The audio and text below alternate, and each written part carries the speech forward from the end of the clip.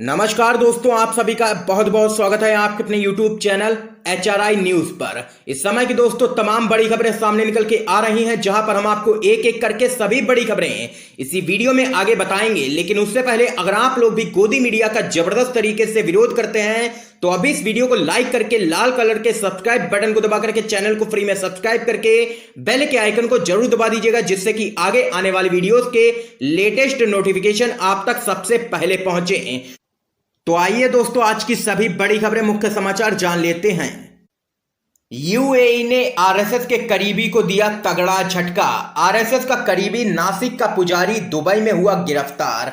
जी हां दोस्तों, आप लोगों को बताते चले, भारत के एक महाराष्ट्रियन पुजारी, जिसे बिजनेसमैन कहना ज्यादा बेहतर होगा, दुबई में गिरफ्तार किया गया। उसे दुबई के शाही परिवार के सदस्य के नाम पर पैसे जुटाने के आरोप के चलते गिरफ्तार किया गया। हालांकि गिरफ्तारी के कुछ घंटों के भीतर ही भारतीय दूतावास ने उसकी जमानत कराने के लिए हस्तक्षेप किया। इससे ही अंदाजा लगाया जा सकता है कि सुधीर प्रभाकर के आरएसएस में कितने करीबी संबंध हैं। पुजारी प्रभाकर के खिलाफ शाही सदस्य ने खुद शिकायत की थी कि वो पूंजी जुटाने के लिए परिवार के नाम का दुरुपयोग कर रहा था। इसके अलावा पुजारी ने दुबई की रॉयल फैमिली के साथ चलाई जा रही एक कंपनी के लिए भारत से पैसा निवेश कराने का झूठा वादा भी किया था। इसके बाद भी भारतीय महावाणिज्य दूत विपुल खुद प्रभाकर की जमानत सुनिश्चित करने के लिए पुलिस स्टेशन पहुंचे। लेकिन यहां पर दोस्तों आप लोगों को बताते चले, प्रभाकर जमानत पर रिहा तो हो गए हैं, लेकिन उनका पासपोर्ट अभी भी दुबई पुलिस के पास ही है। यहां पर देख सकते हैं यूएई ने दिया है तगड़ा झटका आरएसएस के करीबी को। क्योंकि दोस्तों आप लोगों को बताते चले, जो देश में हो रहा है हिंदू और मुसलमानों के बीच में खाई पैदा करने का काम, इस पर कई मुस्लिम देश भड़क भी चुके हैं आरएसएस और मोदी सरकार पर। और यहां पर दोस्तों बात सिर्फ मुस्लिम देशों की ही नहीं करेंगे। अमेरिकी कमीशन USCIRF ने अपनी रिपोर्ट में कहा है कि दोबारा सत्ता में आने के बाद से केंद्र की नरेंद्र मोदी सरकार ने अपने मजबूत संसदीय बहुमत के जरिए राष्ट्रीय स्तर पर ऐसी नीतियां बनाई हैं जिनसे पूरे देश में धार्मिक स्वतंत्रता का खुला उल्लंघन लगातार जारी है, खासकर मुस्लिमों के खिलाफ। तो वहीं दोस्तों एक और बड़ी अपडेट आप लोगों को बताते चलें, राहुल गांधी और आरबीआई के पूर्व गवर्नर रघुराम राजन बोले, कोरोना संकट के समय भारतीय समाज विभाजन और नफरत का जोखिम मोल नहीं ले सकता है। जी हां दोस्तों, आप लोगों को बताते चलें, कांग्रेस के पूर्व अध्यक्ष राहुल गांधी और जाने माने अर्थशास्त्री रघुराम राजन ने कोरोना संकट के बीच देश में सामाजिक सौहार्द को बरकरार रखने पर जोर दिया है। दोनों दिग्गजों ने संयुक्त संवाद में कहा कि कोरोना महामारी जैसे बड़े संकट के समय भारतीय समाज विभाजन और नफरत का जोखिम मोल नहीं ले सकता है। वीडियो कॉन्फ्रेंसिंग के माध्यम से संवाद के दौरान दोनों ने दुनिया के कई हिस्सों में अधिनायकवादी मॉडल एवं व्यक्तित्व के उभार को लेकर के भी चिंता जताई है। कांग्रेस के नेता राहुल गांधी ने कहा है कि अगर विभाजन और नफरत होगी तो लोग बटेंगे। यह भी एक ढांचा है, विभाजन का एक ढांचा और नफरत का भी एक ढांचा है जो बड़ी समस्या पैदा करते हैं। इस पर रिजर्व बैंक के पूर्व गवर्नर रघुराम राजन ने कहा कि निश्चित तौर पर सामाजिक सद्भाव में ही जनता का हित है। हर किसी को यह विश्वास दिलाना जरूरी है कि वह व्यवस्था का हिस्सा है और उसका बराबर का हिस्सा है। हम अपने घर के बटे होने का जोखिम मोल नहीं ले सकते हैं, खास तौर पर उस समय जब चुनौती इतनी बड़ी हो। तो वहीं दोस्तों आगे आप लोगों को बताते चलें, राहुल गांधी से बोले हैं रघुराम राजन, गरीबों की मदद के लिए खर्च करने होंगे सरकार को 65,000 करोड़ रुपए। जी हां दोस्तों, अर्थव्यवस्था के सामने खड़ी चुनौतियों को लेकर के कांग्रेस के नेता राहुल गांधी ने रिजर्व बैंक ऑफ इंडिया यानी कि आरबीआई के पूर्व गवर्नर रघुराम राजन से बातचीत की। वीडियो कॉन्फ्रेंसिंग के जरिए चर्चा में आरबीआई के पूर्व गवर्नर रघुराम राजन ने कहा है कि इस समय गरीबों की मदद करना बहुत ही जरूरी है, जिसके लिए सरकार को लगभग 65,000 करोड़ रुपए खर्च करने होंगे। तो वहीं कांग्रेस पार्टी ने इस पूरे मामले पर केंद्र की नरेंद्र मोदी सरकार को घेर लिया है। आप लोगों को बताते चलें, कांग्रेस पार्टी का कहना है कि जब नरेंद्र मोदी अपने मित्रों के लाखों करोड़ों रुपए के कर्ज को माफ कर सकते हैं तो गरीबों के लिए भी 65,000 करोड़ रुपए खर्च करने ही पड़ेंगे ताकि गरीब लोगों की यहां पर मदद हो सके, क्योंकि इस समय सबसे ज्यादा जो लॉकडाउन की मार पड़ी है गरीब लोगों पर ही पड़ी है, ये यहां पर कांग्रेस पार्टी का कहना है। तो वहीं दोस्तों एक और बड़ी अपडेट आप लोगों को बताते चलें।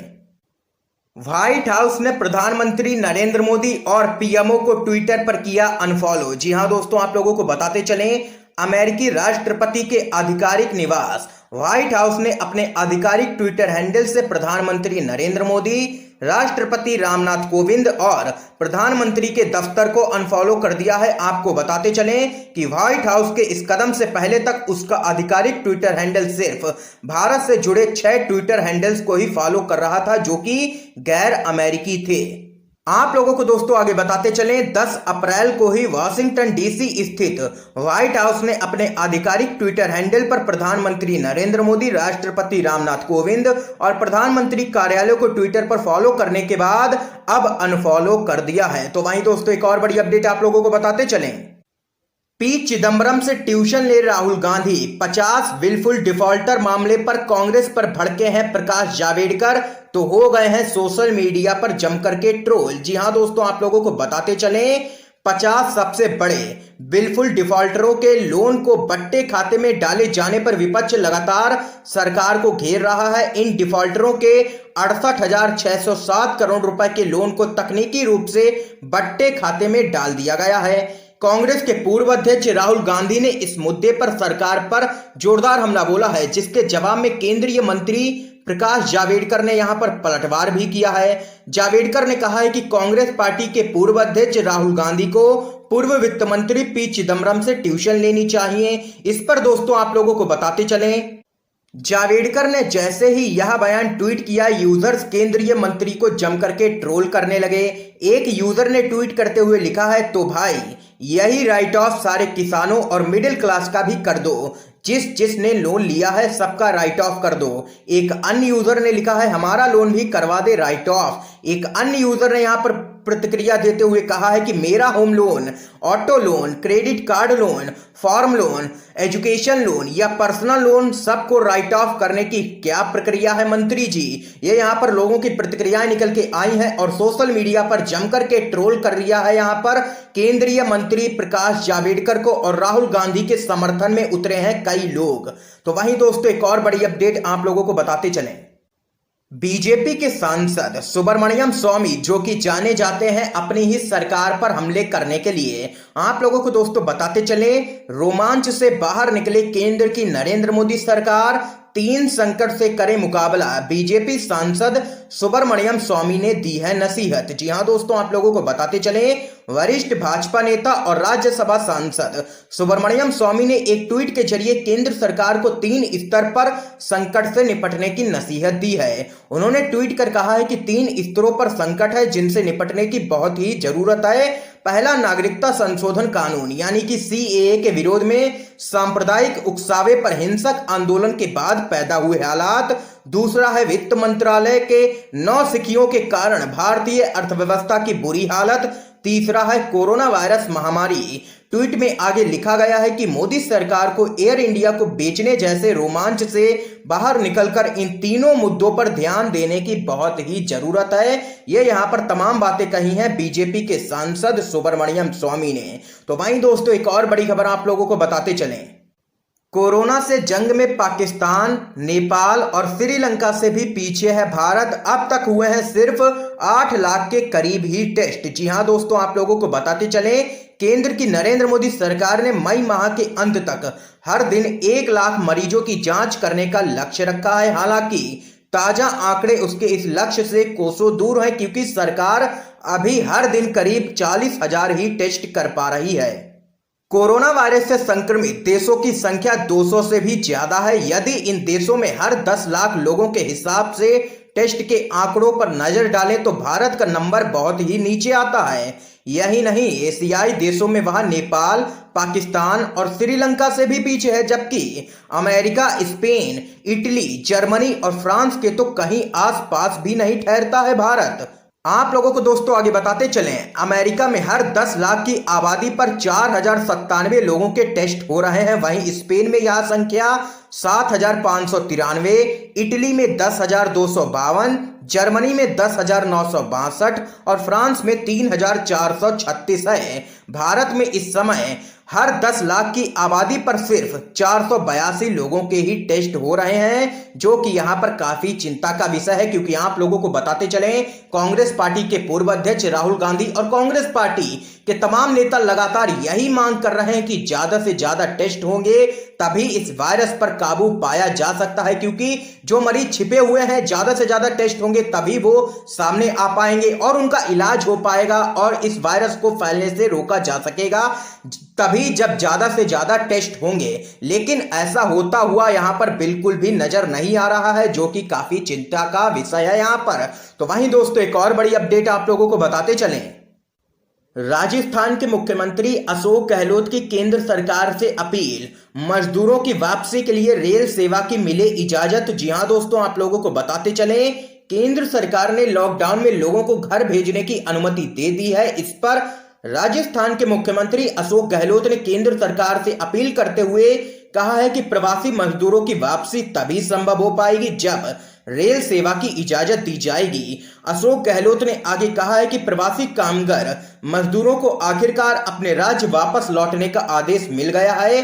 केंद्र सरकार का यह फैसला काफी स्वागत योग्य है। उन्होंने मांग की है कि मजदूरों को घर पहुंचाने के लिए केंद्र सरकार रेल सेवा की इजाजत दे। उन्होंने कहा है कि पिछले कुछ दिनों में राजस्थान को अलग अलग राज्यों से लगभग 6 लाख मजदूरों का आवेदन मिला है। ये मजदूर तमिलनाडु, केरल, तेलंगाना, आंध्र प्रदेश, कर्नाटक, महाराष्ट्र, पश्चिम बंगाल, असम अन्य जगहों पर फंसे हुए हैं लॉकडाउन की वजह से। ऐसे में केंद्र सरकार को मेरी यही सलाह होगी कि रेल सेवा के जरिए इन सभी को उनके घरों तक सुरक्षित पहुंचाने का काम किया जाए।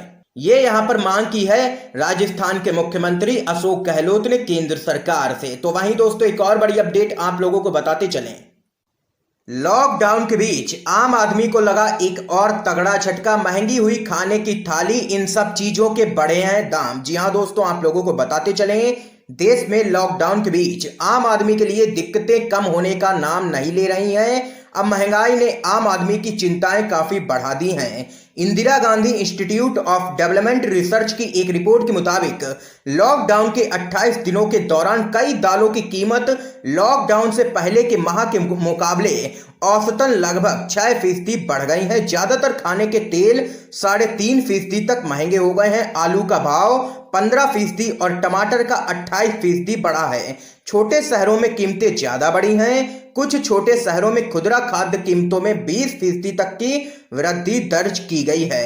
तो यहां पर दोस्तों आज की ये तमाम बड़ी खबरें सामने निकल के आई जो हमने आप लोगों तक पहुंचाई। इन खबरों पे जो भी आप लोगों की राय हो कमेंट बॉक्स में कमेंट करके जरूर बताइएगा।